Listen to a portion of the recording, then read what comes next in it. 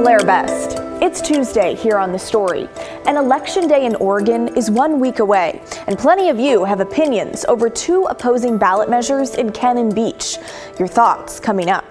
Plus, a big-time developer, Jordan Schnitzer, joins us live to talk about the push from Portland's mayor and Governor Tina Kotek to spur and speed up more housing production. But first, let's get down to business, specifically Oregon's business climate. A recent study looks into factors keeping businesses here and what pushes them to leave the state for greener pastures. It's our big story tonight.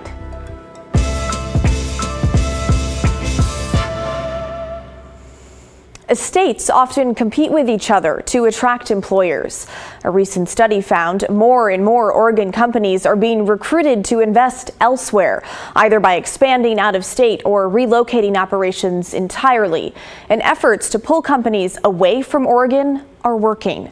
The University of Oregon's Institute for Policy Research and Engagement, or IPRE, sent surveys to hundreds of businesses across nearly every industry in the state. They received nearly 400 responses that they call usable. Nearly a quarter of those businesses reported being approached by out-of-state recruiting agencies. More than 60 of those businesses ended up moving, or at least expanding out of Oregon. Worth noting, though, that many said they were already considering relocating.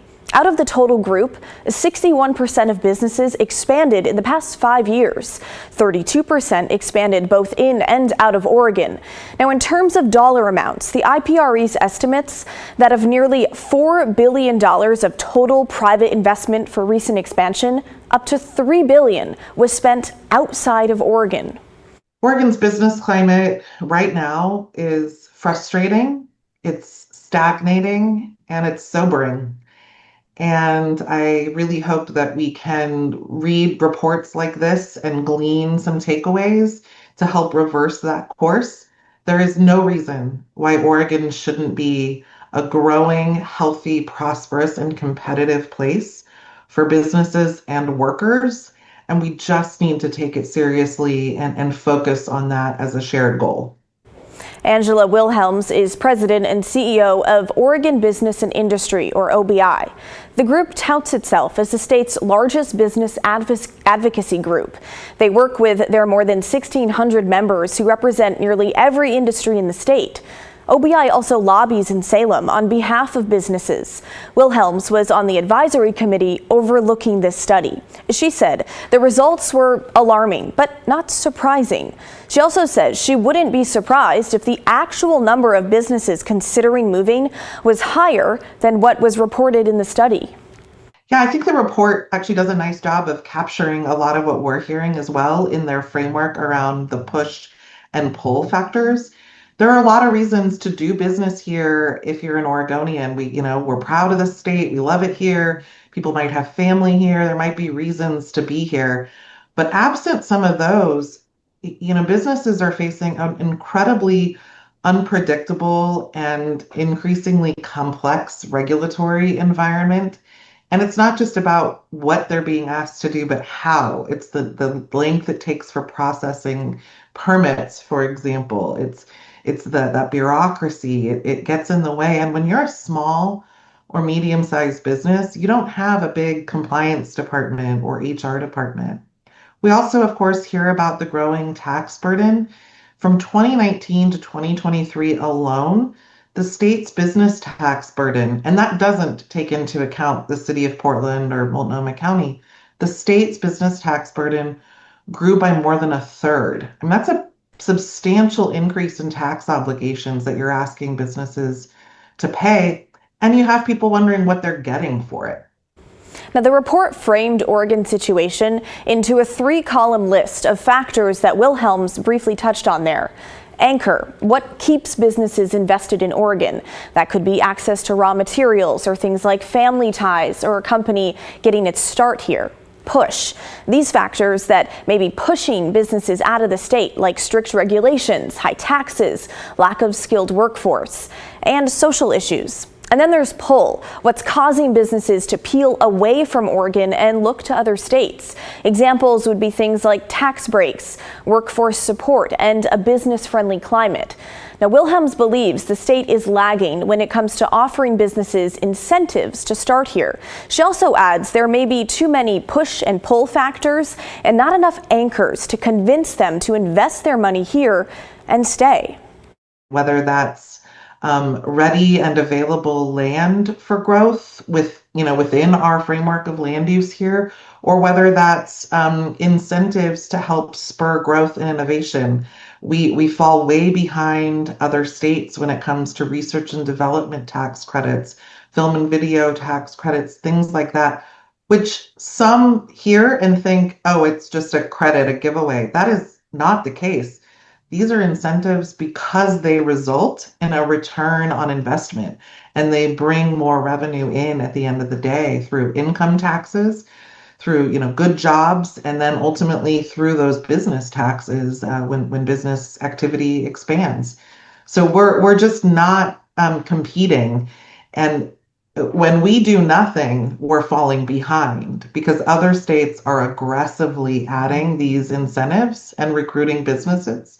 We fell several places. I think off the top of my head, we've fallen like 11 places in our competitiveness index nationally as a place to do business in just 2 years.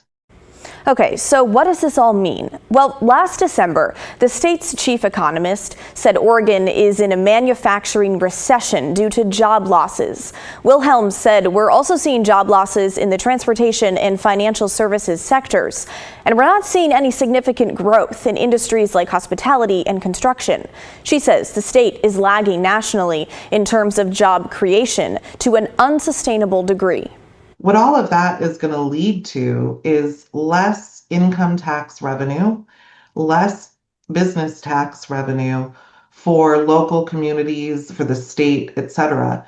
So, policymakers really need to get their heads around this, or else we'll start to see in forecasts in the very near future less than expected revenue, if not declines in forecasted revenue because of these job losses and the loss of wages that go along with them. It's unfortunately a vicious cycle that we don't want to fall into as a state because it's really hard to dig out of. Now, we've already been seeing some of those impacts as they relate to budgets across the state. Roughly 1/3 of Oregon's 241 governments are facing major budget challenges. That's according to a survey done by the League of Oregon Cities. So if the already deficient revenue gets worse, buckle up. And what can be done about Oregon's business climate? In Wilhelm's view, it's largely on state lawmakers. She claims Oregon's political culture undervalues the private sector and needs a reset so leaders can recognize the importance of investing in the state's business climate. What she wants to see less of is lip service. But what do you think the state should do? Should they do more to recruit and retain businesses? Why or why not? And how should they be going about doing it? Email us at thestory@kgw.com or call and leave a voicemail, 503-226-5090. All right, well, joining us now live is someone who knows a thing or two about business, Jordan Schnitzer, the president and CEO of Schnitzer Properties, one of the top 10 private real estate owners in the West. Mr. Schnitzer, thanks for coming on the show. Thanks for having me. All right, first, what is your take on Oregon's business climate?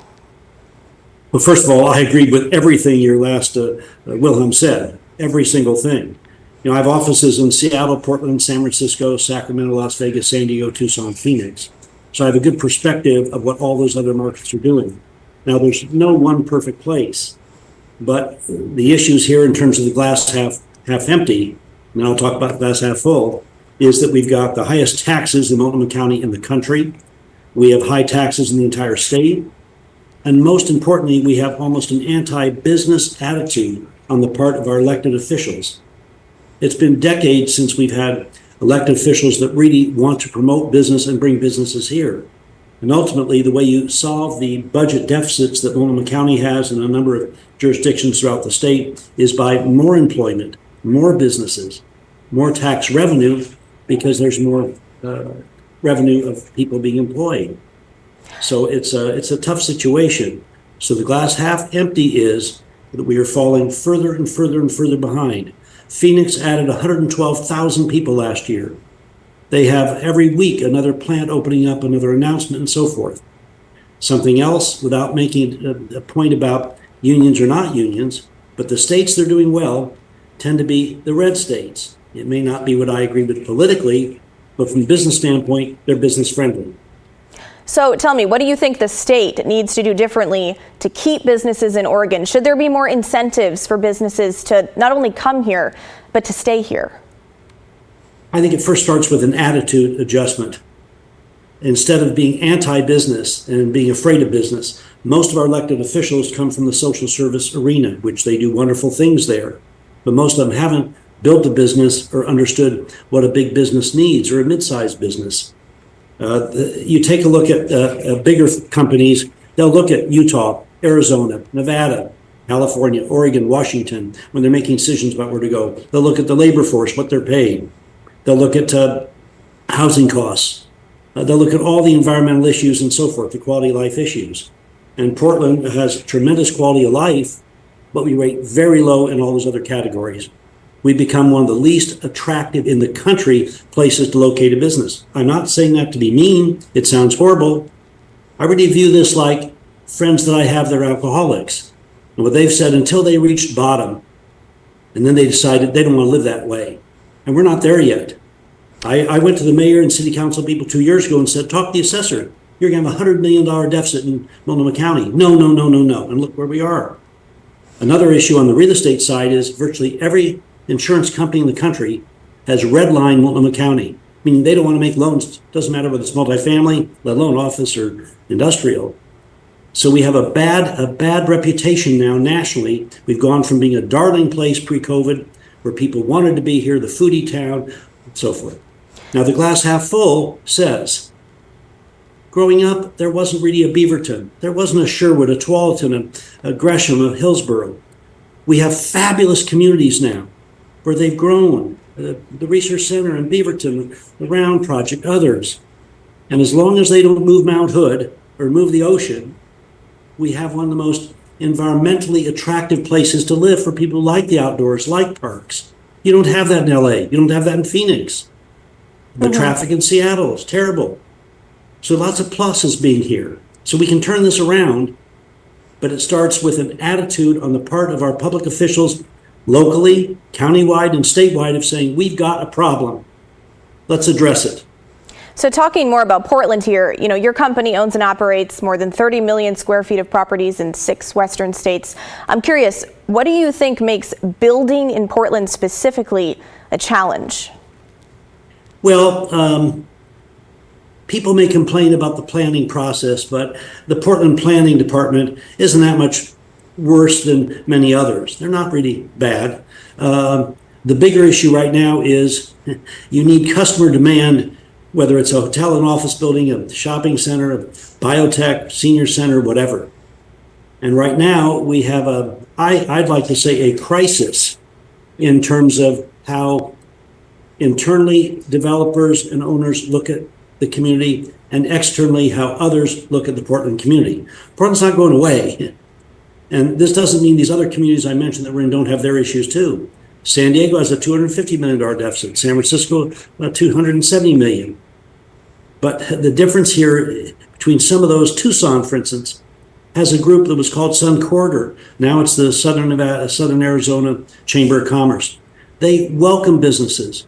The county chair, the mayor, the big businesses all work together to solicit businesses. Come to Tucson. If you ask any business person here when the last time any public official went to their business, whether it's a small business or big, and said, how can I help you? What do you need? What can we do for you? I think you'd find they'd all say it hadn't happened in years. So talking about housing in Portland, we know there's a big push from the governor and the mayor. They're pushing for 5,000 housing units to be built in about 3 years. Well, first, do you think that's an achievable goal? No. Why? Why? Because right now you're seeing apartment buildings in the Pearl District and in Portland in general selling per unit for less than the reproduction cost. In other words, you can buy apartments cheaper than it costs to build new ones. So until that changes, there's not much incentive or economic reality of building new projects. Second, they've talked about reducing some fees and so forth. But right now, until this budget deficit is solved, and we start seeing the tents go away again that seem to have increased the last 3 or 4 weeks, and until we get the funding sources, the banks and the insurance companies, they're the ones that loan the construction money and the permanent financing, to say Portland's a place where we want to invest our mortgage dollars, it's not going to happen.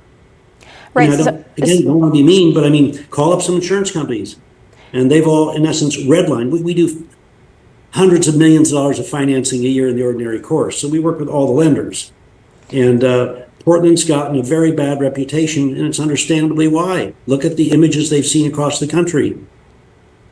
You make a good point. And talking about those fees, the mayor is proposing waiving the system development charges to try and entice developers in order to reach his 5,000 unit goal. The city collects those charges to cover infrastructure improvement costs. We know some of them, they're pretty expensive, as much as $20,000 per unit. I mean, do you think this fee waiver will be enough to spur housing production? I think it's a step in the right direction.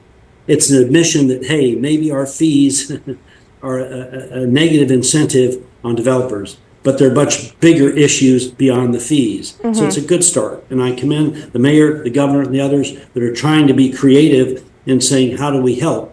But it's a bigger issue. That's like the frosting on the cake. We got to talk about the issues in the cake. So is there anything else? Is there anything else you think that the city could be doing to entice developers to build in Portland? Well, to build, you've got to have demand. So the question is, are people, in terms of the city of Portland and Multnomah County, are people coming to want to live there? And we've seen negative numbers last year. This year, we sort of broke even in 24 and 23, lost about 1,800 people. Again, the suburbs are doing really well. Multnomah County is not doing well. Rents are going down a bit. Office is a disaster. I think you'll see in the next 2 years, many landlords just giving back buildings to the city. We have 46 million feet of office. We need about 18 million. There's not been one new business tenant from outside the community coming downtown Portland in 2 years. Not one. There have been some wonderful downtown businesses like Pat Becker. He went from 9,000 to 15,000 feet. Tonkin, Torp, and Galen went from 41 to 61,000. There are existing businesses that are expanding, and thank gosh for them. But not one new tenant coming to downtown in 2 years. And you're not going to see anybody this year either. Because why would a business person want to come locate here and pay the highest taxes in the country? So it's a tough one. Look, I've grown up here. I live here. We made a $25 million commitment to the University of Oregon earlier today. This is our home. This is my village, as it was my parents. I love it. Well, Jordan But Schnitzer. I don't know how to get across to our local officials. We respect their public service, but reach out and talk to the business community. Well, thank you for everything that you do, and thank you for your time tonight.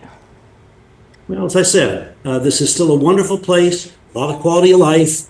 Okay? No place is perfect, but we have a long way to go to get back on track, and we can do it if we come together and work together and roll up our sleeves and face the difficult issues and brainstorm of how to solve them a piece at a time. Thank you. Thank you. Stick with us, everyone. We're back right after this.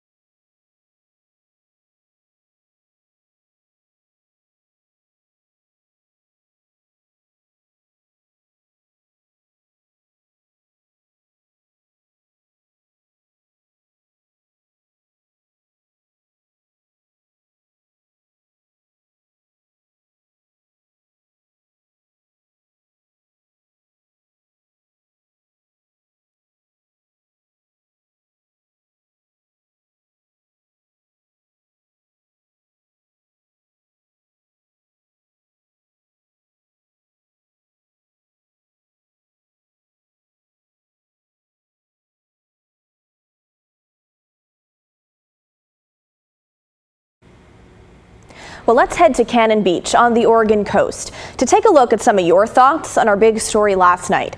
We looked at two competing ballot measures, 4-235. It was a result of a citizen petition, and it would require a public vote for all city projects over $6.5 million that are funded by non-emergency debts, bonds, or financing agreements. City Council created a measure, 4-236, which would clarify the city charter and basically keep things the way they are now, where council decides. Well, we got a lot of reaction from you, mostly split right down the middle. So let's start with those who want a public vote on big ticket projects. Jeff wrote in saying the city has shown they don't have to currently listen to citizens, and so they won't. They now have a fire hose of tourist money, resulting in whopping 84% of the current revenue profile being from tourist taxes. There's nothing in place requiring them to get voters' permission if they're using this money. That means they can spend millions and millions of the city's money without voter approval. That isn't right. A viewer named Richard had a similar view. I very much support Measure 235. The city is sitting on a pile of cash right now, and the people in Cannon Beach feel like they need to have a say on how that money is going to be spent. And Tito wrote into us saying, Measure 4235 is a great idea. Let's take it to the state level and empower the people to vote on whether all the bills after each legislative session become laws. If the bills are so great, then let the people have the last say. What are the politicians afraid of? Too much democracy? I believe that the people of Cannon Beach deserve to have their voice heard on any project, no matter how big nor how small. Okay, but as we said, a bunch of you also think it should be left up to City Council. A viewer on our YouTube page summed it up short and sweet, writing, generally speaking, doesn't this kind of defeat the purpose of electing councilors in the first place? Vote no on 235, and it's a question of responsibility of the City Council and representative government. And Virginia wrote to us saying, I fully support our elected officials doing the job we elected them to do, including making the decision on big projects. There's always plenty of information on projects and opportunity to do public comment. And Betsy wrote to us as a former city council member saying it is a tough job being on the city council because decisions need to be made. When the decision does not go the way someone wants it to, they complain that they have not been heard. I believe the community needs to support their elected representatives. It's the way democracy works. Well, thanks everyone for your feedback. We're back right after this.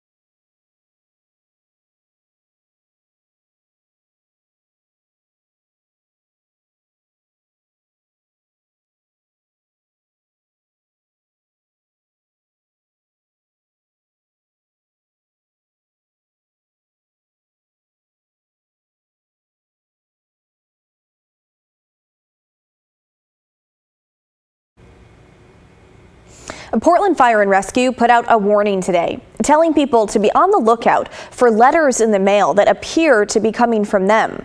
Long story short, they're not. Here's a look at what they look like. They accuse you of illegal burning and threaten fines and land forfeitures. Portland Fire says they are not legitimate, and there are a few clues. First, the ordinance cited in the letters addresses tree removal, not burning, and the letter lists an 800 number to call, and that number leads to an adult content phone line. So if you get a letter like this, throw it out. Well, that is the end of our show, folks. Thanks so much for watching. The good stuff is coming your way next. And don't forget, everyone has a story to tell. If you ever miss an episode of The Story at 6:30, we re-air the episode at 8:30 and 10:30 p.m. on our TV app, KGW+. It'll also be there the next day at 11:30 a.m. And you can download the free KGW+ app right now. It's free on Roku, Apple TV, and Fire TV. Have a great Tuesday night. I'll see you right back here tomorrow night at 6:30.